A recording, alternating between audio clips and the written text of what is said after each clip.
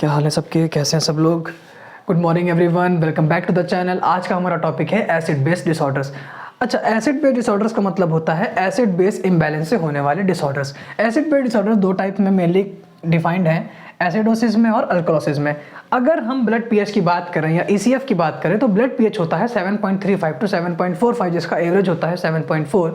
अगर पीएच 7.4 से कम है then the condition is acidosis, और अगर पीएच 7.4 से ज़्यादा है the condition is alkalosis. Acidosis दो टाइप्स में डिवाइडेड है और अल्कलोसिस भी दो टाइप्स में डिवाइडेड है।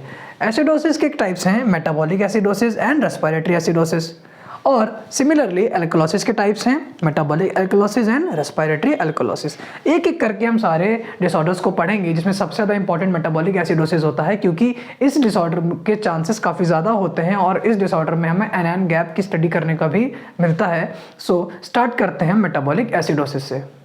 तो यार, अगर बात करें मेटाबॉलिक एसिडोसिस की, तो उसका जो मेजर कॉज या मेजर जो रीज़न होता है that is the loss of bicarbonate ions. Bicarbonate ions का लॉस अगर किसी भी वजह से हो रहा है, उसके काफ़ी सारे कॉजेस हो सकते हैं जो कि हम लोग अभी देखेंगे। तो अगर जो बाइकार्बोनेट आयंस का लॉस हो रहा है किसी भी तरह से, then that condition is called as metabolic acidosis. Primary fall in bicarbonate ions concentration, normal जो कॉन्सेंट्रेशन होती है that is 24 millimole per litre, और मेटाबॉलिक एसिडोसिस में it is less than 24 millimoles per litre. अगर हम हेंडरसन-हेसलबर्ग इक्वेशन की बात करें तो पीएच जो होता है दैट इज इक्वल्स टू पीके यानी कि 6.1 plus log of concentration of bicarbonate ions upon concentration of CO2, जो कि बराबर होता है partial pressure of CO2 into 0.23।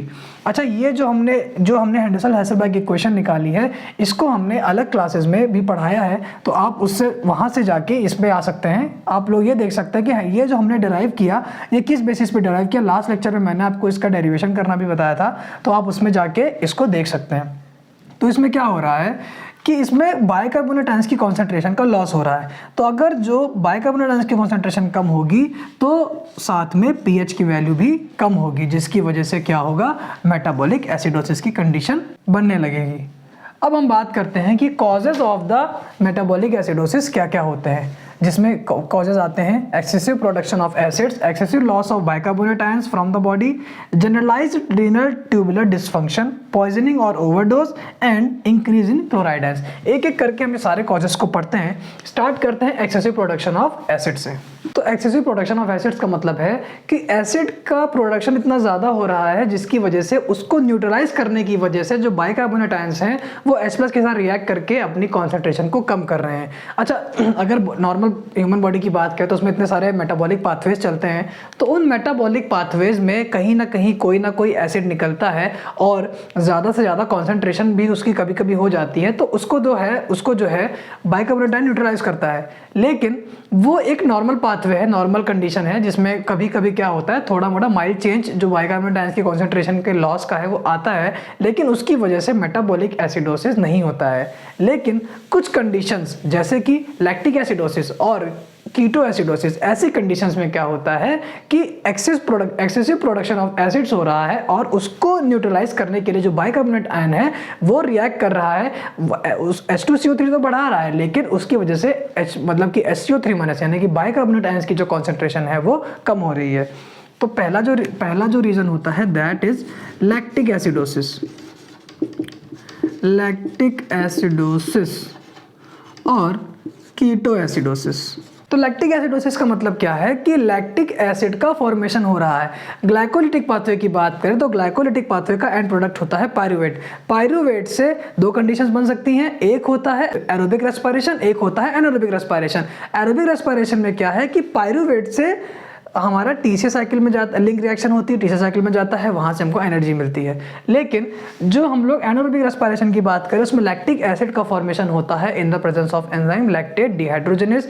Lactate dehydrogenase क्या करता है, वो पायरुवेट को कन्वर्ट करता है लैक्टिक एसिड में। तो अगर बॉडी में ऑक्सीजन की कमी है या एनारोबिक रेस्पिरेशन की कंडीशन आ रही है तो उसमें क्या होता है, लैक्टिक एसिड का फॉर्मेशन होता है। कॉन्सेंट्रेशन इतनी ज़्यादा हो जाती है कि उसको बैलेंस करने की वजह से बाइकार्बोनेट आयंस जो होते हैं उनकी कॉन्सेंट्रेशन कम हो जाती है। अच्छा, कीटो एसिडोसिस का मतलब है कि कीटोन बॉडीज का फॉर्मेशन हो रहा है। कीटोन बॉडीज हमारी बॉडी में तीन तरह की होती हैं, एसिटो एसिटेट एसीटोन और बीटा हाइड्रोक्सी पायरुवेट। ठीक है, तो एसीटोन जो होता है दैट इज वॉलेटाइल। अच्छा, वॉलेटाइल का मतलब क्या है? वॉलेटाइल का मतलब होता है कि इजीली एक्सहेल हो जाता है बॉडी के थ्रू। अगर कोई गैस, अगर कोई भी कीटोन बॉडी है या कोई भी हम लोग किसी और चीज़ की बात करें, अगर वो चीज़ वॉलेटाइल है तो उसका मतलब ये है कि वो ईजिली जो है वो बॉडी से बाहर by air, by the passage of air वो आराम से निकल जाती है।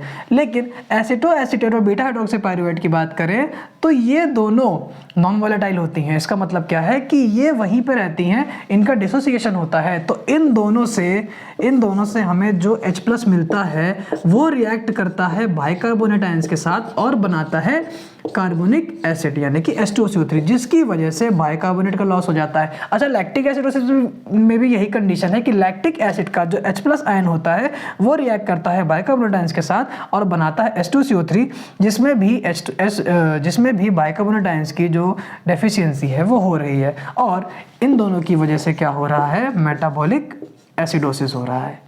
सो एक्सेसिव प्रोडक्शन ऑफ एसिड्स। अब दूसरा टॉपिक आता है excessive loss of bicarbonate from the body. अगर हमारी बॉडी में डायरिया जैसी कंडीशंस हैं या फिर इंटेस्टाइनल फिस्टुला का मतलब होता है, अच्छा डिओडेनल फ्लूइड की अगर बात करें, डिओडेनल फ्लूइड में बहुत ज़्यादा concentration of bicarbonate ions present होते हैं। उसका जो नेचर होता है वो अल्कलाइन होता है, जिसमें बाइकार्बोनेट की कॉन्सेंट्रेशन काफ़ी ज़्यादा होती है। अगर वहाँ से लीकेज हो रही है, जिसको हम लोग इंटेस्टाइनल फिस्टुला बोलते हैं, तो उसके लीकेज की वजह से किसी और पार्ट ऑफ बॉडी में वो बाइकार्बोनेट आयंस लीक हो जाते हैं, जिसकी वजह से बाइकार्बोनेट आयंस की कमी होने लगती है और मेटाबॉलिक एसिडोसिस जैसी कंडीशंस देखने को मिलती हैं। उसके बाद में डायरिया जैसी कंडीशन अगर आ रही है, बॉडी से बहुत ज़्यादा फ्लूइड लॉस हो रहा है, उसमें भी बाइकार्बोनेट आयंस जो होता है वो कम हो जाता है और मेटाबॉलिक एसिडोसिस हो जाता है। अच्छा, उसके बाद आता है generalised renal tubular dysfunction. Renal tube में कोई डिसफंक्शन हो गया है, कोई भी किडनी डिजीज हो गई है, रीनल फेल्योर हो गया है, जिसकी वजह से सोडियम हाइड्रोजन पंप में दिक्कत आ रही है। एंटीपोर्ट सिस्टम होता है जिसमें क्या होता है, दो प्रोसेसेस होते हैं। एक होता है रिक्लेमेशन ऑफ बाइकार्बोनेट आयंस और दूसरा होता है generation of new bicarbonate ions. मैंने अपनी लास्ट वीडियोस में ये सारी चीज़ें डिस्कस की हैं, जिसमें मैंने आपको ये बताया है कि रिक्लेमेशन ऑफ बाइकार्बोनेट आयंस कैसे हो रहा है या generation of new bicarbonate ions कैसे हो रहा है, यूरिनरी बफर्स क्या होते हैं, वो सारी चीज़ें आप मेरे लास्ट लेक्चर में देख सकते हैं। सारा कुछ मैंने डिस्कस किया है। तो इसमें क्या हो रहा है कि रिक्लेमेशन यानी कि reabsorption of the bicarbonate ions नहीं हो पा रहे हैं और नए बाइकार्बोनेट आयंस का फॉर्मेशन नहीं हो पा रहा है, जिसकी वजह से मेटाबॉलिक एसिडोसिस की कंडीशन आ रही, क्योंकि लॉस ऑफ बाइकार्बोनेट आयंस ज्यादा हो रहा है। So next one is poisoning और ओवरडोज। पॉइजनिंग और ओवरडोज का मतलब क्या होता है कि हम कोई पॉइजन हमने गलती से कंज्यूम कर लिया या कोई हम ऐसी मेडिकेशन ले रहे हैं जिसके ओवरडोज की वजह से मेटाबॉलिक एसिडोसिस की कंडीशन देखने को मिल रही है। अगर हम लोग पॉइजन की बात करें तो जैसे कि मेथनॉल पॉइजनिंग, तो मेथनॉल अगर हमने कंज्यूम किया है तो उसकी वजह से फॉर्मिक एसिड का फॉर्मेशन होता है विच इज़ वेरी हार्मफुल और उसके ओवरडोज की वजह से मेटाबॉलिक एसिडोसिस देखने को मिलता है। उसके बाद अगर हम किसी और की एग्जांपल की बात करें तो इथाइलिन ग्लाइकोल की पॉइजनिंग अगर होती है तो उसमें ऑक्जेलिक एसिड का फॉर्मेशन होता है या ऑक्जेलेट का फॉर्मेशन होता है, जिसकी वजह से भी मेटाबॉलिक एसिडोसिस की कंडीशन देखने को मिलती है। अगर हम बात करें इंक्रीज इन क्लोराइड आयंस की, तो क्लोराइड आयंस में बेसिकली क्या होता है, नॉर्मली ये कंडीशन देखने को नहीं मिलती है। क्लोराइड आयंस का फॉर्मेशन इतनी जल्दी नहीं होता है और नॉर्मल मेटाबॉलिक एसिडोसिस में ऐसी कोई भी प्रॉब्लम नहीं आती है। लेकिन अगर हम डायूरेटिक्स की थेरेपी दे रहे हैं, डायूरेटिक्स का मतलब क्या होता है कि हम किसी भी पर्सन को बार बार यूरिनेशन करा रहे हैं, तो उसमें क्या होता है, जो फ्लूइड लॉस होता है उसकी वजह से अगर बाइकार्बोनेट का लॉस हो रहा है, अगर कोई रीनल ट्यूबुलर डिसफंक्शन है, तो उसकी वजह से अगर जो हम लोग उसमें डायूरेटिक्स दे रहे हैं तो जो फ्लूइड लॉस हो रहा है उसकी वजह से बाइकार्बोनेट आयंस का भी लॉस हो रहा है, जिसको कॉम्पनसेट करने के लिए क्लोराइड आयंस की कॉन्सेंट्रेशन बढ़ जाती है और उससे क्या होता है कि मेटाबॉलिक एसिडोसिस की कंडीशन और सीवियर होने लगती है, क्योंकि जो सब्सटीट्यूशन है वो बाइकार्बोनेट का सब्सटीट्यूशन क्लोराइड लेने लगता है, जिसकी वजह से मेटाबॉलिक एसिडोसिस और ज़्यादा सीवियर होने लगता है। तो ये हमने बात कर ली कॉजेस की। अब हम बात करते हैं कि compensatory mechanism of metabolic acidosis क्या क्या हो सकते हैं। तो यार कॉम्पनसेटरी मैकेनिज्म का मतलब होता है कि जो लॉस हम फेस कर रहे हैं, जिसकी वजह से हमें प्रॉब्लम हो रही है, अगर हम उस लॉस को बैलेंस कर दें या कुछ ऐसा कर दें कि वो लॉस कम हो जाए, तो उस मैकेनिज्म को कहते हैं कॉम्पनसेटरी मैकेनिज्म, किसी भी चीज़ को कॉम्पनसेट करना। तो यार अगर हम हेडेंसल-हेसलर की इक्वेशन की बात करें तो उसमें क्या है, pH is equals to 6.1 plus log of bicarbonate ions upon PCO2 partial pressure of carbon dioxide into constant. तो यार इसमें क्या हो रहा है, बाइकार्बोनेट आयंस की कॉन्सेंट्रेशन कम हो रही है। अगर हम इस कॉन्सेंट्रेशन को भी कम कर दें तो क्या होगा, ये रेशियो मेंटेन हो जाएगा। तो अब हमारा एम क्या है, हमारा एम है कि हमें इसको कम करना है। अच्छा, जो मेटाबॉलिक एसिडोसिस का जो रीजन होता है वो बेसिकली क्या होता है कि एक एच नाम का एसिड बना, वो डिसोसिएट हुआ H+ में और A- में। तो ये जो H+ है ये रिएक्ट करता है बाइकार्बोनेट आयंस के साथ, उसको न्यूट्रलाइज करने के लिए, और बना देता है कार्बोनिक एसिड। ठीक है, अब ये कार्बोनिक एसिड का यहाँ पे फॉर्मेशन हो रहा है। अगर ये कार्बोनिक एसिड फर्दर डिसोसिएट होगा H2O + CO2 में, तो अगर ये CO2 यहाँ पे बन रहा है, अगर ये CO2 एक्सहेल कर देंगे, हम बाहर निकाल देंगे, वॉश ऑफ कर देंगे, तो उसकी वजह से क्या होगा कि CO2 का जो कॉन्सेंट्रेशन है, जो CO2 की कॉन्सेंट्रेशन है वो कम हो जाएगी, और इसका जो रेशियो है दैट इज़ 20:1 का जो रेशियो है वो मेंटेन रहेगा, जिसकी वजह से ये जो एसिडोसिस है वो कॉम्पनसेट हो जाएगा। तो बेसिकली हम क्या करते हैं, जो CO2 फॉर्मेशन होता है उसको वॉश ऑफ करते हैं with the help of hyper ventilation. Lungs क्या करते हैं, हाइपर वेंटिलेट करते हैं, जिसकी वजह से CO2 वॉश ऑफ हो जाती है और ये रेशियो मेंटेन हो जाता है, जिसकी वजह से हमारा मेटाबॉलिक एसिडोसिस कॉम्पनसेट हो जाता है। तो अगर हम बात करें CO2 की, तो उसकी वजह से अगर CO2 वॉश ऑफ हो रही है, रेशियो मेंटेन हो रहा है, तो उसका मतलब ये नहीं है कि बाइकार्बोनेट आयंस का रिक्लेमेशन जनरेशन हो रहा है।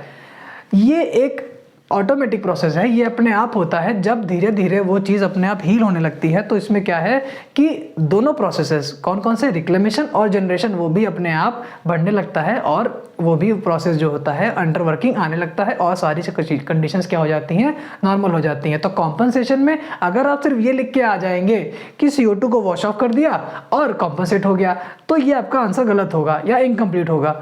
आपको कंप्लीटली ये लिखना है कि जब CO2 वॉश ऑफ हो जाता है, जिसकी वजह से लॉस जो है वो कम होने लगता है, और ऑटोमेटिकली सारी चीज़ें अपने आप धीमे धीमे नॉर्मलाइज होने लगती हैं। तो नॉर्मलाइज होने के बाद reclamation of bicarbonate ions and generation of bicarbonate ions दोनों ही प्रोसेस ऑनगोइंग हो जाते हैं, जिसकी वजह से क्या होता है, मेटाबॉलिक एसिडोसिस का प्रॉपर कॉम्पनसेशन हो जाता है, और धीमे धीमे वो जो डिजीज़ होती है वो सही होने लगती है। तो ये प्रॉपर आंसर है मेटाबॉलिक एसिडोसिस के कॉम्पनसेशन के लिए। तो अब हम बात करते हैं कि laboratory findings in the metabolic acidosis कौन कौन सी होती हैं, या हमें क्या चीज़ें, किन चीज़ों का लेवल कम मिलता है, किन चीज़ों का लेवल ज़्यादा मिलता है। तो इसके बहुत कम पैरामीटर्स होते हैं। अगर जैसे हम बात करें PCO2 की, तो PCO2 क्या होता है, जनरली लो होता है। अगर हम कॉन्सेंट्रेशन ऑफ बाइकार्बोनेट आयंस की बात करें तो ये भी क्या होगा, ये भी लो होगा। अगर हम pH की बात करें तो pH तो कम होना ही होना है, क्योंकि ये दोनों चीज़ें लो हैं। और अगर क्लोराइड आयंस की बात करें, जो मैंने आपको बताया था कि क्लोराइड आयंस की कॉन्सेंट्रेशन नॉर्मल कंडीशंस में नहीं बढ़ती है, जब बहुत ज़्यादा दिक्कत आ रही है, डायूरेटिक्स दे रहे हैं, रीनल प्रॉब्लम आ रही है, तब इसकी कॉन्सेंट्रेशन बढ़ती है। तो सम केसेस में क्या होता है कि इसकी कॉन्सेंट्रेशन बढ़ी हुई दिखाता है। तो ये बात कर ली हमने लेबोरेटरी फाइंडिंग्स की। आई होप कि मेटाबॉलिक एसिडोसिस के इतना बहुत है। अब मेटाबॉलिक एसिडोसिस पढ़ने के बाद हम ये देखते हैं कि नैग्मा एंड हैग्मा क्या है। नैग्मा का मतलब होता है normal anion gap metabolic acidosis, and HAGMA का मतलब होता है higher anion gap metabolic acidosis. तो इसके पहले हम ये देखते हैं कि एनायन गैप क्या होता है। तो यार अगर एनायन गैप की बात करें तो एनायन गैप एक ऐसा गैप है जिसमें हम बॉडी के मेजर कटायंस को और बॉडी के मेजर एनायंस का जो डिफरेंस है वो निकालते हैं। बेसिकली काफ़ी सारे ऐसे एनायंस होते हैं जिनको हम मेजर नहीं कर सकते, या अनमेजर्ड एनायंस होते हैं जिनको मेजर करना बहुत प्रॉब्लमेटिक होता है, जिनसे बहुत ज़्यादा कॉम्प्लेक्सिटी होती है। इसीलिए हम क्या करते हैं, एनायन गैप टर्म को हम यूज़ करते हैं। अच्छा, जो मेजर बॉडी के कटायंस होते हैं वो कौन कौन से हैं, सोडियम है और पोटेशियम है, और मेजर एनायंस क्लोराइड है और बाइकार्बोनेट आयंस है। तो अगर जो हम इनको ऐड कर दें आपस में माइनस कर दें, तो हमको एनायन गैप की वैल्यू पता चल जाती है। नॉर्मल वैल्यूज की बात करें तो सोडियम की होती है 140 मिलीमोल पर लीटर, पोटेशियम की 4 मिलीमोल पर लीटर, क्लोराइड की 100 मिलीमोल पर लीटर, और बाइकार्बोनेट आयंस की जो नॉर्मल लेवल होता है वो होता है 25 मिलीमोल पर लीटर। अगर जो हम बात करें हैग्मा की, हैग्मा का मतलब होता है higher anion gap metabolic acidosis, और एक दूसरा टर्म होता है नैग्मा। नैग्मा का मतलब क्या है, normal anion gap metabolic acidosis. HAGMA and NAGMA. अगर जो एनायन गैप की कॉन्सेंट्रेशन ज़्यादा है, अगर एनायन गैप ज़्यादा है तो उसका मतलब क्या है कि वो higher anion gap metabolic acidosis होगा, और अगर जो नॉर्मल एनायन गैप है तो क्या होगा, normal anion gap metabolic acidosis होगा। अच्छा, नॉर्मली क्या होता है कि बाइकार्बोनेट आयंस की कॉन्सेंट्रेशन कम हो जाती है मेटाबॉलिक एसिडोसिस में। अगर इसकी कॉन्सेंट्रेशन कम होगी तो ओवरऑल जो डिफरेंस निकलेगा वो ज़्यादा होगा। ज़्यादा इसलिए होगा क्योंकि इनकी कॉन्सेंट्रेशन तो ज़्यादा है और इसकी कॉन्सेंट्रेशन कम हो रही है, तो पॉजिटिव रिजल्ट आएगा और ज़्यादा आएगा। तो वो किस में आएगा? Higher anion gap metabolic acidosis में। अगर हम बात करें कि क्लोराइड की कॉन्सेंट्रेशन ज़्यादा है, क्लोराइड की कॉन्सेंट्रेशन अगर ज़्यादा होगी और इसकी कम होगी तो ये दोनों आपस में क्या करेंगे? न्यूट्रलाइज कर लेंगे, जिसकी वजह से जो एनायन गैप है वो नॉर्मल हो जाएगा। मैंने आपको बताया था कि अगर हम डायूरेटिक्स की थेरेपी देते हैं, डायूरेटिक्स में एक एग्जाम्पल होता है एसिटोज़ोलामाइड। अगर हम एसिटोज़ोलामाइड की थेरेपी देते हैं तो उसमें क्या होता है कि बार बार यूरिनेशन होता है और बाइकार्बोनेट का लॉस हो जाता है, जिसके सब्स्टिट्यूशन में क्लोराइड आयंस आते हैं और हाइपरक्लोरीमिया हो जाता है, यानी कि ब्लड में क्लोरीन की या क्लोराइड आयंस की जो कॉन्सेंट्रेशन है वो बहुत ज़्यादा हो जाती है।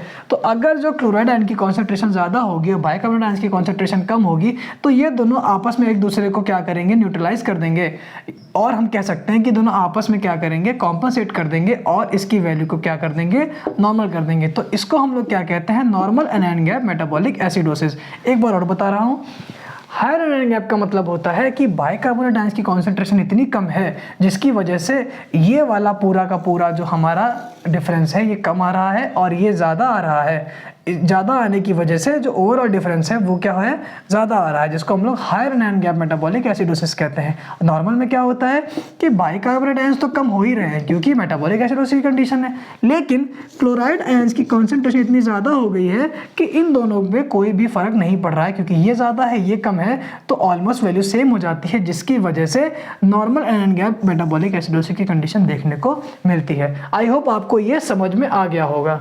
तो ये हमने बात की मेटाबॉलिक एसिडोसिस की, जिसमें हमने ये देखा कि प्राइमरी कॉज क्या है, बाकी के कॉजेस क्या क्या हैं, और हमने ये देखा कि उसको कॉम्पनसेट कैसे करना है। कॉम्पनसेट करने के बाद हमने देखा कि एनायन गैप क्या होता है। एनायन गैप की स्टडी करने से हमें काफ़ी मेटाबॉलिक एसिडोसिस के बारे में पता चल जाता है कि पेशेंट को higher anion gap metabolic acidosis है या नॉर्मल एनायन गैप मेटाबॉलिक। अगर जो बॉडी में एक्सेसिव प्रोडक्शन ऑफ एसिड्स हो रहे हैं, यानी कि लैक्टिक एसिडोसिस या कीटोएसिडोसिस की कंडीशन है, तो उसमें क्या होगा? एनायन गैप हायर होगा या हैग्मा की कंडीशन देखने को मिलेगी। और नैग्मा में क्या होगा कि जब हम कोई भी डायूरेटिक्स की थेरेपी दे रहे हैं या रीनल ट्यूबुलर डिसफंक्शन हो गया है तो उसमें हमें ये normal anion gap metabolic acidosis और नैग्मा की कंडीशन देखने को मिलती है। मेटाबॉलिक एसिडोसिस खत्म होने के बाद अब हम आगे के जितने भी डिसऑर्डर्स बचे हैं उनको भी अपने नेक्स्ट वीडियो में कवर करेंगे। ये काफ़ी इंपॉर्टेंट टॉपिक था, काफ़ी बड़ा टॉपिक था, इसीलिए हमने इसमें पूरी की पूरी एक वीडियो बना दी है। नेक्स्ट टॉपिक में हम बाकी के भी डिसऑर्डर्स कवर करेंगे, जिसमें कि रेस्पिरेटरी एसिडोसिस आएगा, मेटाबॉलिक अल्कलोसिस और रेस्पिरेटरी अल्कलोसिस भी आएगा। So that's all for the video. अगर आपको वीडियो हमारी अच्छी लगी है that do hit the like button, subscribe my channel, और ऐसे ही वीडियोज़ देखने के लिए हमारे चैनल को सब्सक्राइब करें। और आपको जो भी क्वेरीज है you can ask me in the comment section. और please guys support my channel. Thank you so much.